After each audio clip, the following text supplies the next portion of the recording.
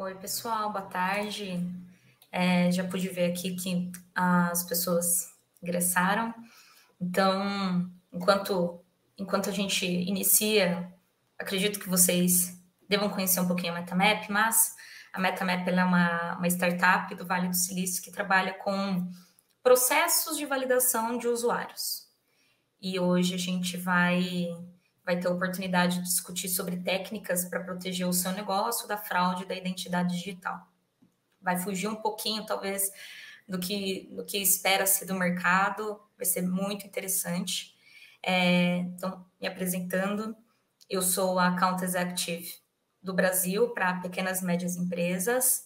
Antes da MetaMap, eu trabalhei na Amazon Web Services e hoje vamos ter conosco a Nádia Miyazato. Ela é diretora global de pré-vendas e parcerias. Nádia. Olá, boa tarde a todos. Um prazer estar aqui com vocês hoje, Ju. Que legal, prazer em estar aqui contigo. A Nádia, apesar dela ser diretora global, como vocês podem perceber pelo sotaque, ela é brasileiríssima e está por dentro dos assuntos pertinentes à realidade do Brasil. Então, também quero falar sobre as perguntas. Aqui embaixo do chat tem um campo para perguntas. Vocês podem, a qualquer momento, enviar uma dúvida e também, de qualquer maneira, eu vou deixar o meu contato para que depois do webinar, que é o segundo MetaChat do ano, para que vocês possam se comunicar comigo e esclarecer algum ponto e, quem sabe, discutir algum projeto. Beleza, pessoal? Ok. Então, vamos começar. Aqui, introduzindo brevemente esse assunto, o roubo de identidade ele é cada vez uma preocupação mais crescente para as empresas de todos os portes. E com esse trânsito de informações sensíveis e não sensíveis, pessoais, nos sites, nos mais diversos tipos de negócio online, existe uma preocupação com o vazamento. Uma vez que esses dados foram vazados, eles podem ser utilizados por algum golpista na tentativa do roubo de identidade. A gente costuma falar que são dois tipos de empresa, né, Nádia? As que já foram atacadas e as que serão atacadas. Então, foge agora da discussão do e se acontecer, mas quando vai acontecer? Será que eu vou estar preparado? Será que eu tenho uma estrutura em camadas de verificação de usuários ao longo da jornada, ao longo do meu user experience? Aqui hoje, então, a Nádia, ela trabalha com Latam, Ásia, África, e tem um conhecimento gigante de mercado brasileiro para poder ajudar a gente a explorar alguns usos de caso e responder algumas perguntas, como quais são os tipos mais comuns de fraude, o que isso impacta negativamente a minha empresa, como eu posso mitigar e o que eu consigo ganhar com esses processos antifraude. Nádia, fica à vontade. Qual que é o primeiro uso de caso que você trouxe para a gente hoje? Não, legal, Ju. E é o que você falou, né? Infelizmente, a fraude aqui no Brasil é uma realidade, né? E a gente pode observar isso em várias áreas, né? A financeira, que é uma das mais importantes, previdenciária, saúde e outras mais, né? E a fraude financeira é uma das mais comuns, né? Então, a gente vê aí golpes pela internet. Quem é que já não sofreu um golpe pela internet? Clonagem de cartão de crédito, débito, falsificação de documentos, gente. Então, a gente vivencia isso no nosso dia a dia, infelizmente, e a gente precisa tomar as ações necessárias. Então, aqui hoje eu gostaria de trazer dois casos, né? O primeiro caso é de uma empresa de mobilidade urbana, e é bastante interessante o caso deles, porque, né, o grande problema deles era o seguinte, que eles estavam recebendo fraudes, né, de pessoas que passavam o cartão para fazer o pagamento para essa empresa, pagamentos de R$1, R$2, R$3, mas por quê? Porque eles clonaram o cartão de crédito de alguma forma, e antes de usarem esse cartão de crédito para fazer uma grande compra, eles queriam, então, testar esse cartão. Se o cartão era válido, estava tudo bem. Então, eles testavam, né, nessa empresa, gastando R$ 1, R$ 2, R$ 5. E aí vocês podem me falar, puxa, mas R$ 1, R$ 2, R$ 5, né, o que vai impactar nessa empresa? Né? Que essa empresa, então, fazia toda a parte do serviço, né, de registro dos seus clientes e pagamentos via digital. Então, e eles recebiam vários clientes, né, no mês, milhões de clientes, e que no final do mês, aquele montante que eles estavam sendo impactados pela fraude, o montante era muito grande. E como que eles faziam toda essa parte de registro dos seus clientes? Via e-mail e via celular. Então, o que eles faziam basicamente era verificar e-mail e verificar o celular. Se o celular existia, se aquele e-mail era verdadeiro, né? Só que eles faziam isso de forma muito manual. Então, é claro que algo de forma manual, você sobe, né? Cresce muito o score aí de risco. Então, deixava-se passar muitos clientes, né? Com fraude, e aí esse montante de pessoas que entravam e que, afinal, eles acabavam usando esses cartões de crédito. E imagina o tamanho da operação para fazer tudo isso, né, Nádia? Por mais Sim. que a pessoa se cadastre no digital, se por trás daquela interface tem humano atuando de forma totalmente manual, você fica com uma operação gigante com um risco alto. Não faz muito sentido, né? Exatamente, Ju. Então, assim, era uma equipe enorme, né, uma operação enorme para fazer toda essa verificação manual. Após a implementação da tecnologia de verificação de e-mail e celular, esse risco baixou muito, muito mesmo, né? E que tipo de verificação, né, gente? Então, não é só verificar se aquele e-mail ou aquele celular existe, mas sim se a pessoa não criou aquele e-mail há meia hora atrás somente para cometer aquele fraude. Ou qual é o comportamento desse e-mail que tem 2 meses, né? É um e-mail que recebe, né, tem uma atividade normal, standard, né, de um e-mail, recebe e-mails, uma quantidade X de e-mails, ou é um e-mail que só envia, né, de forma massiva e-mails para outras pessoas. Então, existem várias características, né, que a gente hoje, no nosso sistema da MetaMap, a gente tem mais de 20 verificações que a gente faz para conseguir chegar a um score de risco de um e-mail. E a mesma coisa a gente se aplica ao celular. Tá? Então, após a implementação, acho que assim, eu poderia dizer 2 grandes benefícios depois dessa implementação. Uma foi redução de fraude, né? Então, o gasto que eles tinham com fraude reduziu drasticamente. E segundo, a melhor experiência para o usuário final, porque aquele indivíduo idôneo, né, ele demorava muito tempo para ser aprovado, porque ele tinha que passar por toda a verificação manual. E agora, em segundos, o e-mail e o celular dele é verificado e é aprovado imediatamente. Então, é uma questão de segundos.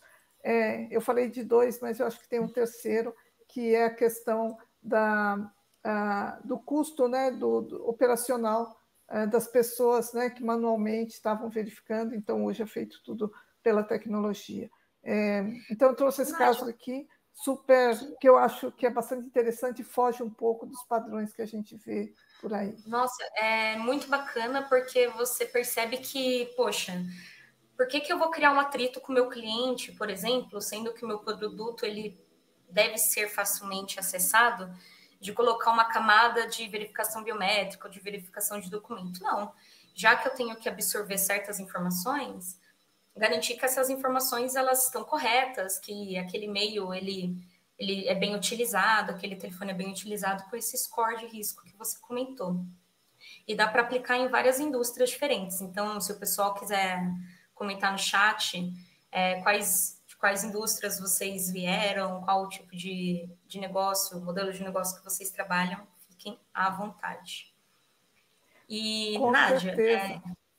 Com certeza, Obrigada. Pode diferentes falar. indústrias e diferentes casos de uso, né, Ju? Sim. Me desculpa, deu um pequeno delay aqui na minha chamada. A gente falou ao mesmo tempo, mas usos de caso você tem um monte, né? Qual que é o outro que você preparou para que a gente possa apresentar aqui para o pessoal? O outro seria, vamos falar sobre a indústria de fintechs, né? Com a pandemia, essa indústria cresceu muito, né? E hoje a gente pode fazer as operações financeiras 100% digital. É um benefício enorme para todos nós, né? Para o mercado e para nós como clientes, mas também traz esse challenge, né? Traz esse desafio que é esse mundo digital. Então, o caso que eu trago aqui para vocês é de uma empresa que, na verdade, tem o processo de criação de conta, movimentação de valores, grandes valores, né? Então, esses processos, feitos de forma digital, a gente precisa ter muita certeza, né, de quem são essas pessoas que estão realizando essas transações. E, nesse caso, essa empresa lidava não só com pessoas físicas, mas pessoas jurídicas. E o que eles faziam, né, até antes da implementação da tecnologia, era a verificação do CNPJ, apenas verificação se aquele CNPJ existia e se ele era válido. Era a única verificação que se fazia, né? E claro, então a quantidade de fraude que existia era bastante alto porque eles não desciam, né, no nível de segurança. E quando a gente fala de nível de segurança em termos de CNPJ, o que poderia ser, né? Então, um dos temas é quem são os sócios, né? Os sócios são idôneos. Como que a gente verifica se esses sócios são idôneos, né? Então, acho que muitos de vocês devem conhecer aí as listas que a gente tem de AML, né? De verificar se a pessoa não está em um determinado processo, né? Se ela está em algum processo de fraude, etc. Então, hoje, a gente tem acesso aí a milhares de listas no mundo todo, e de forma muito rápida a gente ter a resposta, né, se determinadas pessoas estão nessa lista ou não. Então, essa empresa então passou não só verificar se o CNPJ existia e estava ativo, mas sim verificar também os sócios, né, e a situação, a saúde financeira desses sócios. Tá? E daí vocês podem imaginar, então, a quantidade o benefício que trouxe, né, em relação a minimizar o risco de fraude nessa organização. E no mundo de hoje, né, Nádia, como estamos bem globalizados, as empresas cada vez mais estão se preocupando com uma expansão internacional, ou sabemos que, apesar de sermos brasileiros, estamos transitando no mundo inteiro, fazendo negócios com outros países. E o interessante é não se restringir a uma verificação local, e sim em como que eu consigo ter certeza de que aquele usuário, ele, por mais que dentro do Brasil ele represente uma pessoa idônea, alguém com quem eu quero me relacionar, fora do Brasil não necessariamente é a mesma situação. Então, as nossas listas, elas também são globais, né? Correto, Ju. Isso é super importante, né? E as empresas que hoje estão no Brasil, a maioria são globais hoje, né? Empresas que vieram de fora, ou mesmo as empresas que nasceram aqui no Brasil, hoje elas já têm sua operação lá fora. Então é importante, né, a gente não só olhar para o fraude aqui no Brasil, mas o fraude lá fora também. E outra coisa também bastante interessante, outro dia eu estava falando com um cliente, que era um cliente que vinha trazer a operação para o Brasil. Então, ele falava do fraude, né? Falava, fraude no meu país é assim, assim, assim, né? E aqui no Brasil, como é? Eles não conheciam, né? Eles ouviam falar, mas, por exemplo, não conheciam, né, quantos tipos de documentos hoje a gente tem, né, como pessoa física. A gente tem um RG, tem a CNH, né, tem o passaporte, né, e mesmo você falando do RG ou da CNH, cada estado tem um tipo de documento. Então, como é que a gente lida com isso no Brasil, né? Então, importante também, assim, muitos clientes nos buscam também pelo nosso conhecimento das leis, né, do mercado brasileiro. O Brasil ele é de tamanho continental. Então, quando você fala de uma empresa que tem ambição em ganhar escala, ela precisa entender que está trabalhando com um grande mercado. E por que não aderir a uma parceria que possa trazer esse benefício? Olha, eu vou deixar aqui para o meu parceiro, que é especialista em verificação de identidade e idoneidade, cuidar dessa parte do processo e eu vou me preocupar com o que realmente vai fazer diferença para o meu negócio. Marketing, processo de venda, produtos. Então, a gente consegue tirar proveito desse grande ecossistema que a gente está inserido, né, Nádia? Com certeza. E falando em Brasil, né, Ju, queria trazer aqui alguns números bastante importantes. Você comentou, né, no início da nossa conversa, que tem empresas que estão sofrendo fraude e tem aquelas que vão, né? Então, a gente está, assim, a gente corre o risco, todos corremos, né? E eu tenho aqui alguns dados da Serasa, por exemplo, de 2020, que foi o ano que começou a pandemia e a questão do digital, né, entrou 100%, foram registradas aqui no país 2,2 milhões de tentativas de fraude envolvendo CPF ou CNPJ. 2,2 milhões, gente. Então, é muito, né, em um ano. Previdência é outra área também, né? A gente tem aqui um número do governo que foram mais de 53 mil casos de fraude previdenciária no Brasil, um prejuízo de 1,57 bilhões de reais. Né? Outra área também é saúde. Então, o governo brasileiro, com a questão da pandemia, né, na compra aí de equipamentos e insumos, a gente na época ouviu, né, de muita fraude, né, de muitas pessoas querendo ganhar dinheiro com a situação que a gente estava passando, né? Infelizmente a gente passa por isso. E nesse ano de 2020 o Ministério da Saúde identificou mais de 4 mil casos de fraude em processo de compra de equipamentos e insumos, tendo um prejuízo aproximado de 2,4 bilhões. Então, é muito, muito dinheiro envolvido que a gente poderia estar utilizando, né, para outras áreas, né, educação, infraestrutura, etc. Então é isso, gente, é uma realidade e a gente tem que cuidar disso. Exato. Melhor trabalhar entendendo essa maré, essa tendência, do que necessariamente ficar totalmente contra ela e fechar os olhos ao que está acontecendo.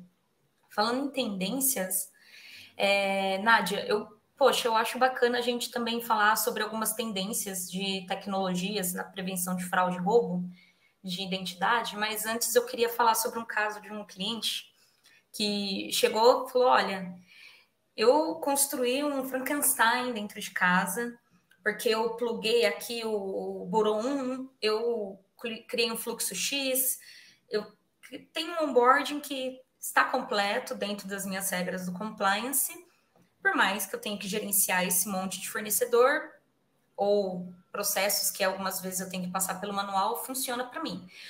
Onde está minha dor agora é na jornada do meu usuário, quando lá na atividade dele para fazer uma transferência Pix ou então para fazer alteração de algum dado sensível na conta, tive que criar barreiras e eu quebrei ali a usabilidade da minha plataforma.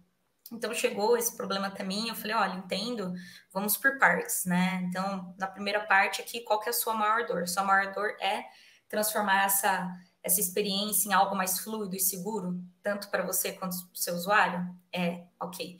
Então, a gente discutiu ali uma camada biométrica ao longo dessa jornada. Toda vez que no transacional apontasse algo que subisse de risco, ia cair numa validação biométrica, que é algo cada vez mais adotado pelas empresas, que inclusive a própria Serasa Experian, quando eu li essa pesquisa sobre tendências, né, de mitigação de risco, falava que mais de 60% dos brasileiros, 67%, demonstraram estar confortáveis em entregar mais informações para a empresa, como uma biometria, para garantir que ninguém vai fraudar esse processo, ou então que ninguém vai roubar a identidade desse usuário.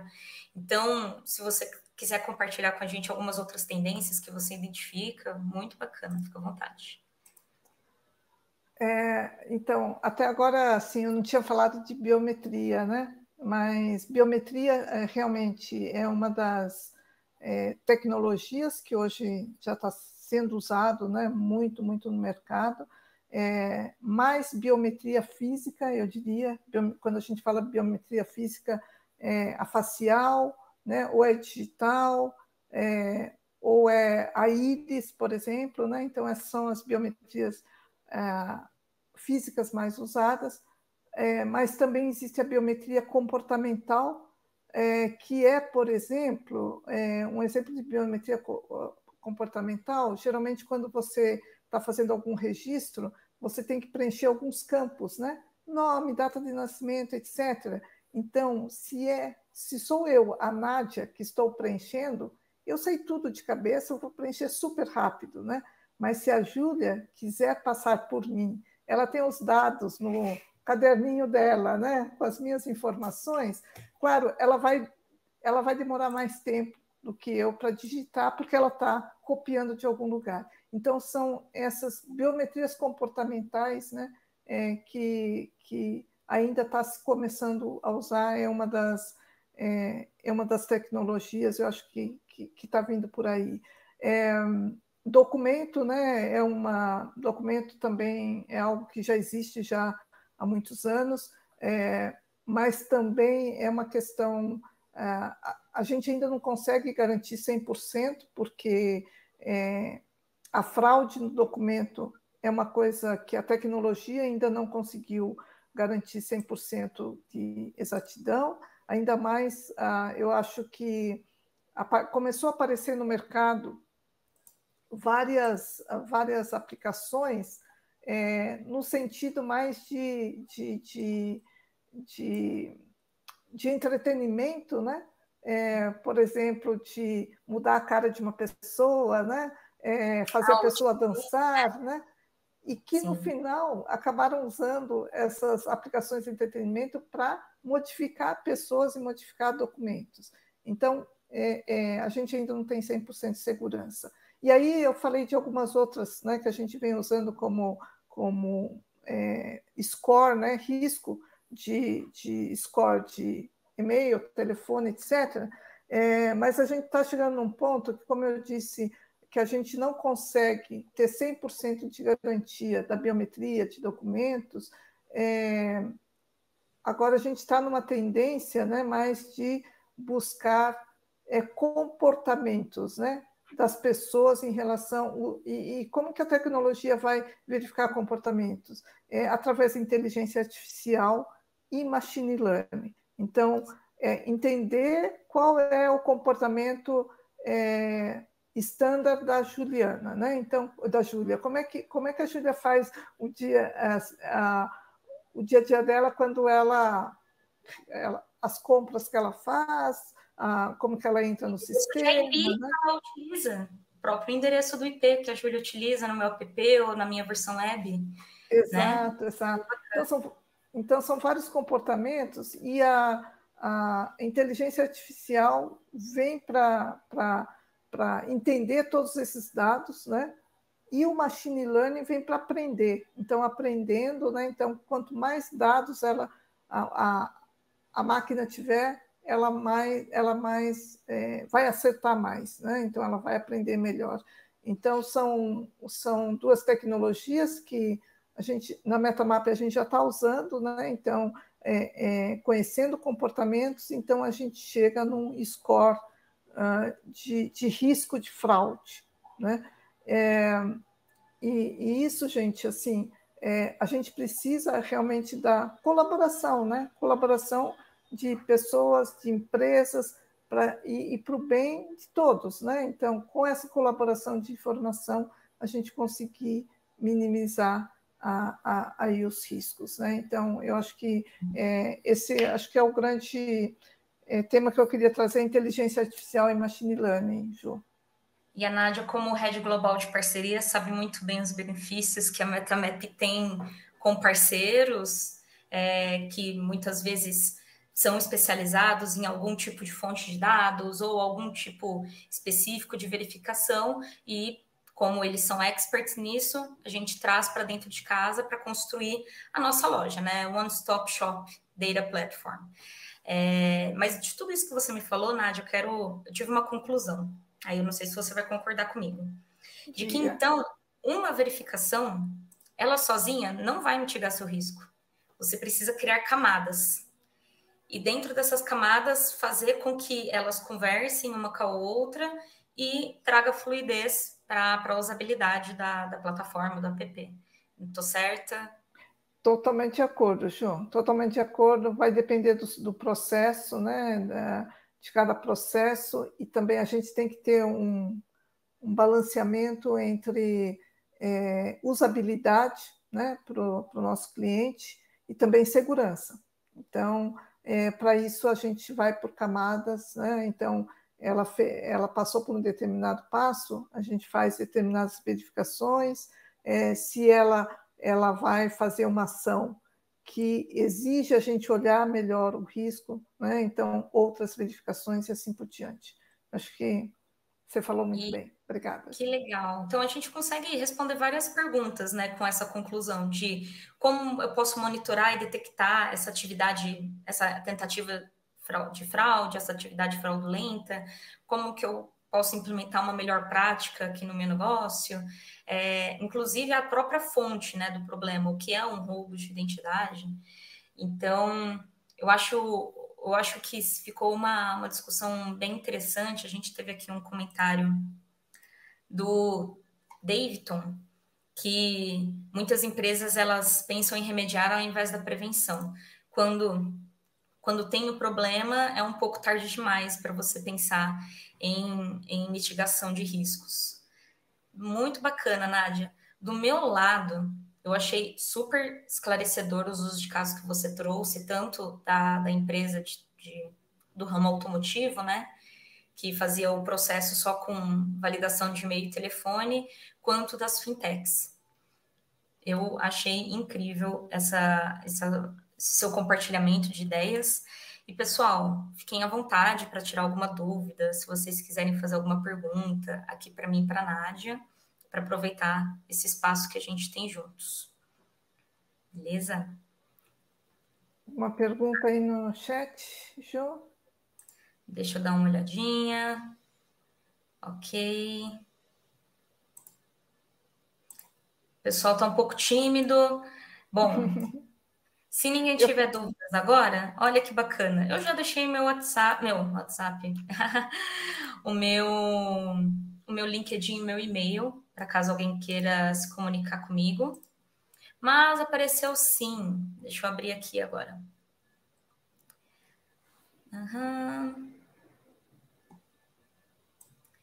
Beleza. Espera aí que deu uma travadinha. Ok.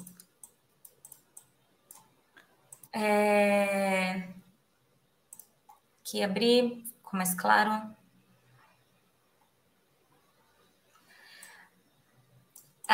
Sobre a verificação de 2 fatores, como, por exemplo, o uso de senha e validação do dispositivo. Por que esse tipo de verificação é uma boa prática, ou se você acredita que não seja? Então, você verificar um dispositivo, um acesso, com a verificação de 2 fatores, a senha e a confirmação no dispositivo. Não, com certeza é uma boa prática. Não sei quem perguntou, mas é uma boa prática.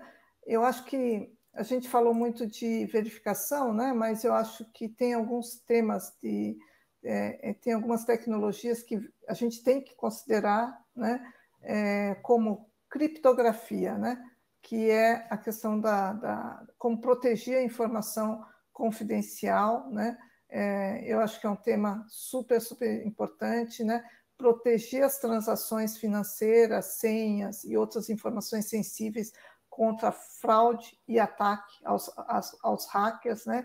É um tema. Outra questão é análise de dados, que acho que a gente comentou um pouco aqui, que é a questão da gente poder detectar os padrões suspeitos de comportamento, né? Identificar possíveis fraudes em tempo real. Então, hoje, muitos bancos, né, elas bloqueiam, talvez não ainda utilizando inteligência artificial, mas elas bloqueiam se elas percebem algum comportamento diferente na sua conta, por exemplo. Autenticação de dois fatores, ou multifactor, né, é um método que pede para as pessoas duas formas de autenticação. Então, eu também acho que isso que acontece, ele torna mais difícil para o fraudador acessar contas ou realizar essas transações fraudulentas, né? Então, acho que isso é bastante válido, acho que a gente precisa continuar usando. E acho que outro ponto importante é a segurança em dispositivos móveis, né? A gente sabe que aqui no Brasil tem pessoas que usam dois celulares, né? Um para deixar em casa e outro para levar, mas é claro que é muito difícil. Eu, por exemplo, não uso essa técnica, mas o que eu me preocupo muito, né, é a gente manter uma boa segurança no nosso dispositivo móvel. Então, todas as configurações de segurança possíveis e adequadas, né? Usar, por exemplo, autenticação biométrica, criptografia, antivírus, se necessário, manter atualizado todos os aplicativos, né? Porque cada vez mais esses aplicativos eles vão atualizando de acordo com as fraudes que vão acontecendo, eles vão atualizando seus dispositivos para combater essas fraudes. Então, super importante também atualizar seus aplicativos. Eu acho que seriam essas as minhas recomendações e, com certeza, a autenticação de dois fatores está incluído, Ju. Inclusive, né, uma coisa interessante você quando embarcou no negócio, você registrou um e-mail e um telefone. Caso, olha, acho mais fácil reverificar esse e-mail e esse telefone do que pedir a biometria, a gente cai naquela questão da jornada do usuário. Como que eu consigo customizar e utilizar de todas essas ferramentas para criar a jornada que faz mais sentido? Tem outra pergunta aqui para gente, duas. Dentro dos cenários das autenticações, os bancos ainda não estão levando em conta o perfil de consumo do usuário e muitas vezes este usuário fica defasado. O que fazer nesse sentido quando sofre um ataque em seu dispositivo móvel? Eu quero fazer uma observação sobre isso, eu achei muito bacana. Não sei se vocês viram que alguns bancos lançaram no Carnaval o modo rua. Você viu, Nádia? Não. Esse modo rua é muito legal. O que é o modo rua? Ele vai capturar o seu endereço de IP e triangular esse endereço de IP ao seu perfil. Então, você está na sua casa, é o endereço de IP. Você está no seu 3G, é o endereço de IP. Você conectou no Wi-Fi do seu trabalho, é outro. Se você for cadastrar um novo endereço de IP, ou seja, se você fugiu desse seu padrão de uso e entrou numa nova rede de Wi-Fi e quer fazer uma transação, uma transferência, um Pix, pagar uma conta, aí eles entravam com uma reverificação de identidade. Então, trouxe aí minha observação e eu quero ouvir um pouquinho de você também. O que você acha disso? Não, super bom exemplo. E agora me remeteu a uma outra coisa aqui, Ju, que a MetaMap tem a verificação da geolocalização. Então, não, não necessariamente IP, mas a localização física, né? Então, outro dia estava com um cliente que comentou sobre isso, né? Que assim como muitos dos que nos estão ouvindo aqui, né, quando vão viajar para o exterior, precisam comunicar ao banco que ele está indo para tais países nesse período, porque senão seu cartão vai ser bloqueado, né? Então, a MetaMap hoje já tem essa geolocalização, né, sem que a pessoa tenha que identificar onde está, mas existe a possibilidade de configurar locais que você usualmente estará. Então, nenhuma transação, por exemplo, o endereço da minha casa, o endereço da escola do meu filho, o endereço do meu trabalho. Então, determinadas transações não seriam executadas se eu não estivesse num raio de, por exemplo, 3 quilômetros dessas localizações. Agora, claro, se amanhã eu tenho que ir para algum outro lugar, vou viajar e trabalhar a partir de lá e vou ter que usar meu cartão, claro, colocar o local para que a geolocalização não barre, né, a sua transação. São exemplos, Olha, então, que a gente pode muito trazer. legal. Poxa, acho que a gente. Espero que a gente tenha esclarecido a dúvida do Davidson, que mandou aqui no chat, e o Marcel Lopes. Agora, a solicitação de token no processo de solicitação de crédito ainda é eficaz? Ou como os incrementos, ou com incrementos de outras tecnologias, ela acabou ficando ultrapassada? Token, né, no aplicativo. Você está lá no seu aplicativo, você vai fazer um pedido de crédito, só essa senha, você acha que é o suficiente? Vamos conversar aqui. Então, depende muito da solicitação de crédito, né? Então, hoje já existe o score de crédito, né? Então, várias entidades, né, estão lançando o score de crédito, ou credit risk, né, o risco de crédito da pessoa, e que é formado de algoritmos diversos que capturam informações sobre o seu comportamento, né, ou sobre onde você está, etc. Então, eu acho que o token é válido, porém, eu acho que cada vez mais a gente está buscando a melhor experiência para o usuário. Ou seja, quanto menos ação eu preciso fazer para eu ter determinado serviço. Então, o token tem lá seu, né, você tem que interferir como cliente, né? Como cliente, você tem que interferir para a execução daquela transação. Enquanto que, de repente, esse score de crédito, o risco, né? Ela pode.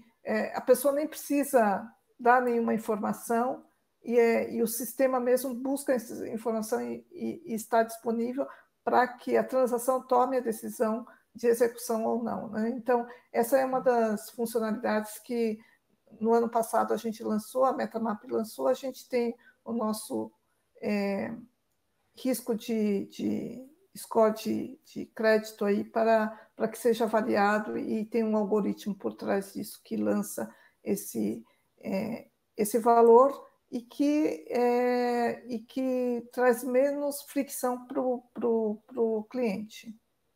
E a gente entra naquela discussão da verificação em camadas, né, Nádia? Fiz aqui uma boa avaliação de crédito, ofereci essa linha de crédito, posso fazer ali uma reverificação de que é realmente aquela pessoa que fez essa solicitação dessa linha de crédito comigo. Então, sempre gosto de destacar que uma feature, né, uma solução standalone, ela não necessariamente vai resolver a sua dor. Beleza. Espero que a gente tenha conseguido resolver essa dúvida também.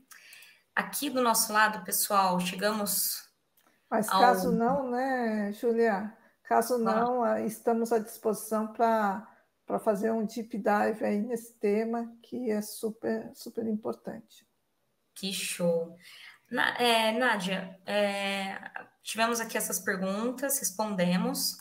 Quero lembrar todo mundo que essa gravação, esse webinar ficou gravado e ele vai ser enviado depois por e-mail para quem se inscreveu. E qualquer dúvida, óbvio, né? Podem entrar em contato com a gente, falar, olha, a Nádia falou sobre essa solução, tem uma dor aqui, será que é a mesma? Será que a mesma solução se adequaria? Então, a gente pode tirar proveito dessa flexibilidade que a MetaMap dá na tecnologia. Eu gosto de fazer uma analogia com peças de Lego, Nádia, de que a MetaMap ela é uma caixinha de peças de Lego e você vai lá e escolhe quais peças você quer utilizar. Então, hoje, obrigada por ter trazido todo esse seu conhecimento de mercado, de indústria, e ter compartilhado com a gente tendências e números que parecem ser assustadores, né? As tentativas de fraude que vem crescendo há muito tempo, mas é bom demonstrar que tem solução, que não há necessidade para achar que o mundo vai acabar, cair no desespero. Não. Temos aqui muitas coisas para fazer juntos, né? Não, legal. Ju, foi um prazer para mim, né, estar aqui conversando contigo.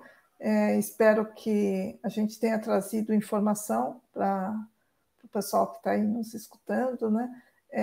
Minha última mensagem aqui, né, é que acho que além da tecnologia, que é importante investir, né, para que a gente possa prevenir a fraude, né? Eu acho que tem alguns outros pontos relevantes que a gente tem que estar olhando como cidadão mesmo, né? A primeira questão é a educação, então é fundamental a gente conscientizar a população sobre os perigos de fraude e como evitá-la. Então, é importante a gente fazer campanhas educativas, palestra, workshop. Então, vocês que estão, né, eu vejo aqui no público, né, que tem várias pessoas, analistas de prevenção à fraude, coordenador de risco. Então, acho importante cada um de nós trabalhar na educação aqui da nossa população.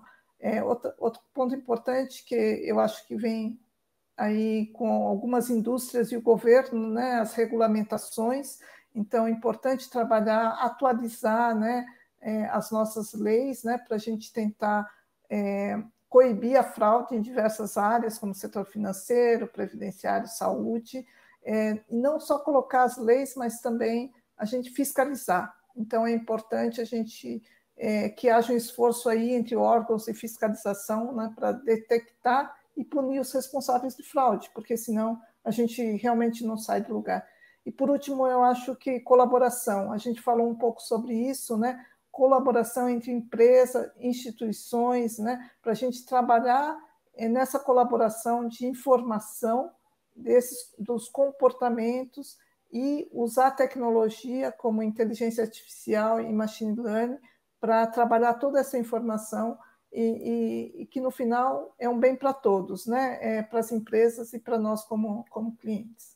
Eu acho que essa é a minha mensagem final aqui, Gil. Uma ótima mensagem, adorei sua conclusão, Nádia. No fim cai naquela máxima, né? Juntos somos mais fortes. Então, somos especialistas em algo, você é especialista em outra coisa. Vamos unir essas forças e fazer acontecer. Obrigadão, viu, Nádia? Obrigada a todo mundo que pôde participar hoje. Vocês fiquem à vontade para entrar em contato comigo. Boa tarde a todo mundo.